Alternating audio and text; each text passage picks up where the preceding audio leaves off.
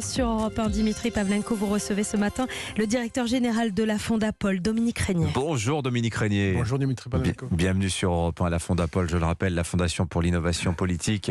L'événement ce lundi, Dominique Régnier, ce seront donc les deux motions de censure déposées après le déclenchement jeudi dernier du 49.3. Alors l'une de ces motions de censure émane du Rassemblement national, l'autre du groupe Liot, donc ces indépendants de l'Assemblée. Elles vont être débattues cet après-midi. Est-ce que vous pensez, Dominique Régnier, qu'au moins l'une des deux a une chance d'aboutir? C'est très. Je ne crois pas que la motion de censure déposée par le RN ait des chances d'aboutir. La seconde déposée par ce groupe fait de tout et de rien. Hein. Ce sont des députés sans groupe qui s'agrègent en quelque sorte. Bon. Parce que c'est intéressant d'être un groupe, il faut le rappeler, ça donne plus de pouvoir, de temps de parole, etc. Exactement. Oui. Et il y a un petit suspense quand même autour de cette motion dite transpartisane. Je ne comprendrais pas que la motion soit adoptée. En particulier, cette idée de motion transpartisane fait voler un éclat les clivages. On nous disait jusqu'ici que c'était très important d'être du centre, de droite, de gauche, LFI, RN, etc. Mais en fait, on voit là que rien ne résiste à l'aspiration dans une motion commune. Je pense aussi quand même que ça va laisser des traces sur ce fameux front républicain, barrage républicain. Ah oui, intéressant ça. Parce que là, on va voir tout le monde voter ensemble, y compris peut-être même certains de partis modérés aux côtés du RN pour renverser un gouvernement. Je ne crois pas que ce soit sans conséquence. Je crois que certains le feront, mais ça va finir de disperser, de pulvériser cette idée de front républicain. Ouais. Et puis je pense surtout, Dimitri Pavlenko, qu'on parle beaucoup depuis quelques années, un peu plus depuis quelques mois, d'une crise de la Ve République et de ses institutions. Moi, je trouve que les institutions fonctionnent bien, Oui. mais que par contre, ce qui est dynamité définitivement, c'est le système politique. Ah oui. C'est le système partisan. En fait, on s'est trompé de sujet. Les institutions résistent. Oui. Le 49.3 fait partie des institutions de la 5e. C'est un article de la Constitution. Oui, mais tout le monde dit que tout le monde dit dans la rue, on entend partout que c'est un déni démocratique. Je ne sais pas si les gens pensent quelque chose du 49.3. Franchement, je crois qu'il y a toute une série de discours qui ont été greffés sur cette crise. Ça a parfois été porté par des personnalités qui savent exactement ce qu'elles disent et qui le font donc de manière très, très consciente pour discréditer au fond des institutions. Le 49.3, il faut pas le répéter parce que c'est quand même un peu lassant, mais fait partie des articles de notre Constitution. C'est tout à fait légitime de l'utiliser. Et s'il y a un moment où il faut l'utiliser, c'est maintenant. Mais quelle est la nature de la crise Justement. alors ? Comment vous la qualifieriez, Dominique Régnier ? Il n'y a plus d'opposition en France. Il n'y a plus qu'un agrégat de formations politiques et leurs groupes qui les représentent, capables, on va le voir, mais qui peuvent tenter de renverser un gouvernement, c'est-à-dire d'empêcher une majorité, fût-elle relative, de gouverner. Il n'y a plus que cela.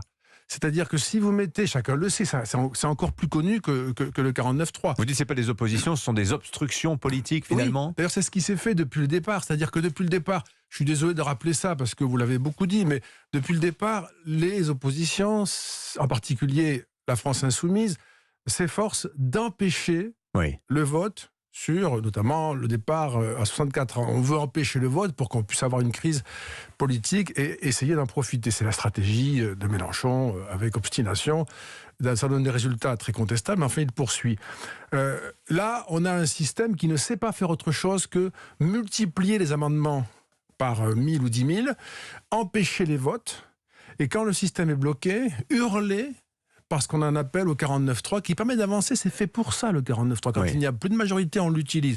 Et donc, à ce moment-là, si vous voulez, quelle force politique en France est capable, comme c'était le cas en 1996, 97, de lever le gant et de dire, écoutez, nous allons former une majorité, nous allons gouverner, nous avons une politique alternative. Aucune. On n'imagine pas Charles de Courson, Jean-Luc Mélenchon, Marine Le Pen dans le même gouvernement. Travailler ça n'a pas de sens, ni même dans la même majorité. Ça n'a pas de sens. C'est une coalition d'opposition, d'empêchement, qui n'a aucune capacité, c'est ainsi, à gouverner, à développer une politique. Alors ça, c'est dans la sphère politique. Imaginons que l'émotion échoue, ce qui est le plus probable à ce stade, mais enfin bon, restons prudents tout de même. Le texte est adopté, Bon, ça ne résout pas la crise sociale. Vous avez encore 70 000 personnes, nous dit la police, dans les rues samedi. Des manifestations tous les soirs depuis jeudi. Des grèves qui continuent, qui s'amplifient. La cote d'Emmanuel Macron, 28% seulement d'opinion favorable, selon le baromètre IFOP-JDD. Frédéric Dabi expliquait hier que le socle du premier tour du président de la République est atteint pour la première fois. On parle d'une gilet jaunisation du mouvement. Bon, ça va pas très bien quand même. Non, moi, je ne suis pas du tout d'accord avec cette présentation. Je trouve qu'on a dans le commentaire, la présentation, il y a une survalorisation de phénomènes microscopiques ou non significatifs. Oui.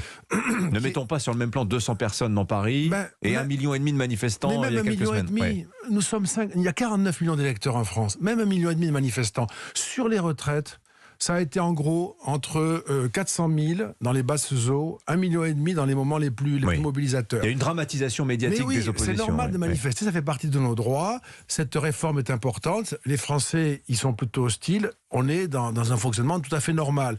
Ensuite, dire qu'il y a une gilet jaunisation, moi j'y suis sensible, je suis ça de près.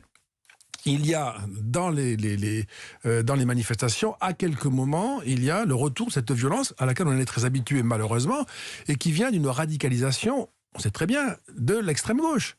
Donc il n'y a pas de ce point de vue-là, rien de nouveau. Et puis c'est tout à fait articulé à ces efforts que fait la gauche de l'hémicycle, en particulier la France Insoumise. On l'a quand même vu nettement. Oui. Le charivari à l'Assemblée, les happenings, les envolées les plus populistes dans un concours avec le RN. Eh bien, effectivement, à un moment donné, on a le sentiment d'une France soulevée. Mais vous verrez, quand la réforme sera adoptée, il ne se passera rien.